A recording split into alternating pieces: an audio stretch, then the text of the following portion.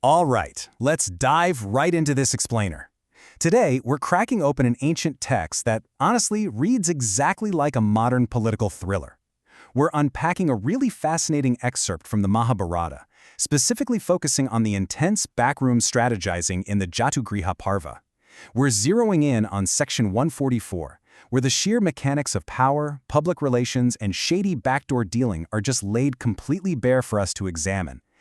So, picture this. You're trying to secure your grip on the throne, but your rivals, in this case, the Pandavas, are incredibly popular with the citizens, like rockstar popular. The core dilemma they're facing is this: how do you secretly exile a beloved rival without kicking off an all-out civil war? It's literally a masterclass in political maneuvering, and we're going to break down exactly how they plan to pull it off using the text as our guide. Which brings us right to Section 1, the plot to banish. Everything kicks off with a major crisis of confidence from the king. The text tells us King Dhritarashtra's mind is wavering. He's stressed and vulnerable after hearing some troubling counsel.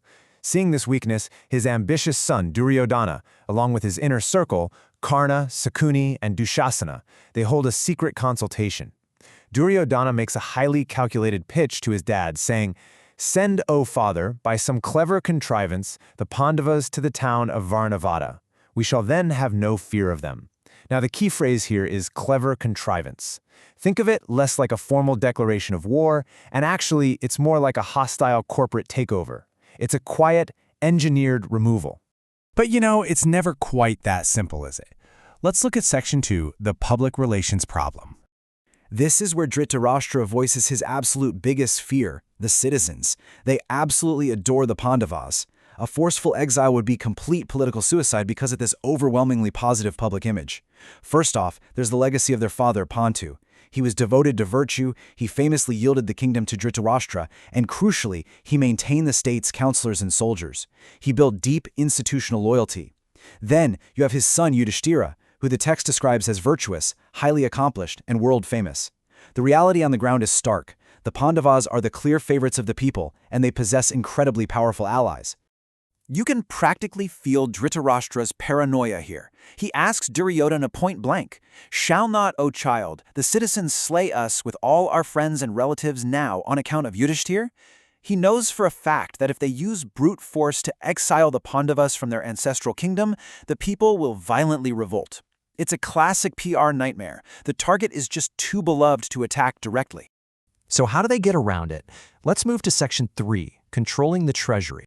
Duryodhana has a cold, calculated counter-strategy to handle this whole PR nightmare. Notice the contrast he draws. He advises his father to avoid brute force completely and instead rely on financial manipulation and deception. He totally agrees with his dad's assessment of the danger, but he reframes the solution brilliantly. On one hand, you have the king's ultimate fear: forceful exile equals rebellion and death. But on the other hand, Duryodhana's solution is that gentle means plus wealth equals total control. Let's break down this step-by-step master plan, because, honestly, it sounds incredibly modern. First, conciliate the people with wealth and honors. Basically, if you pay off influential citizens and elevate their status, they're going to side with you because it proves who really holds the power. Second, leverage your current control over the state treasury and ministers. The money and the bureaucracy are already on their side. Third, use those resources to banish the Pandavas by gentle means to Varanavata. And finally, the long-term goal: only allow them to return once sovereignty is officially and permanently vested in Duryodhana. It's a strategic buyout of public loyalty to facilitate a quiet coup. A total masterclass in backdoor politics. The king actually agrees with this, but every perfect plan has a snag. Section 4, the wise elders. Dhritarashtra points out a massive roadblock: the highly respected elders of the court, Bhishma, Drona, Kshatri, who is Vidura, and Gautama, also known as Kripa. These virtuous, wise figures view both sides as complete equals. Dhritarashtra is terrified that these elders will never sanction an exile and that angering them could literally mean death for him and his son. And this is where Duryodhana's brilliance as a strategist really shines. Section 5, calculating allegiances. He doesn't panic at his father's fears. He just coldly analyzes them. Duryodhana ruthlessly maps out exactly why not a single elder will actually intervene. Let's walk through his logic. First, Bhishma. He has no excess affection for either side, so he'll just remain neutral. Threat level? None. Next, Aswatthama is already firmly pro-Duryodhana. Because of that, his powerful father, Drona, will naturally follow his son. Threat level? 0. Then there's Kripa. Since Kripa is tied by family to Drona and his nephew Aswatthama, he's gonna follow them. Again, no threat.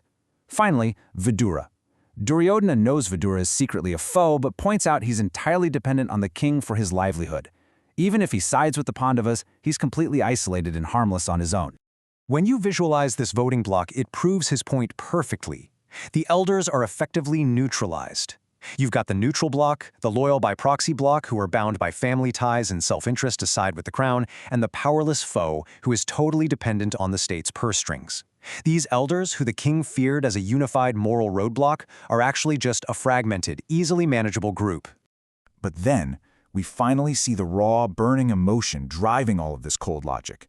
After laying out this incredibly clinical strategy, Duryodhana practically begs his father to exile the Pandavas immediately, saying, "By this act, O father, extinguish the grief that consumeth me like a blazing fire, that robbeth me of sleep, and that pierces my heart even like a terrible dart."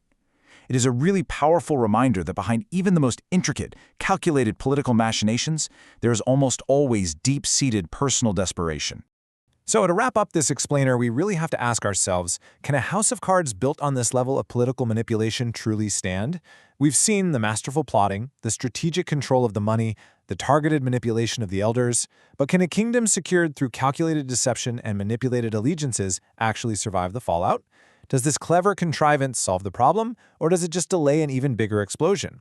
It's a huge question that echoes throughout the rest of this epic, leaving us to ponder the true cost of unchecked ambition. Keep analyzing and keep learning.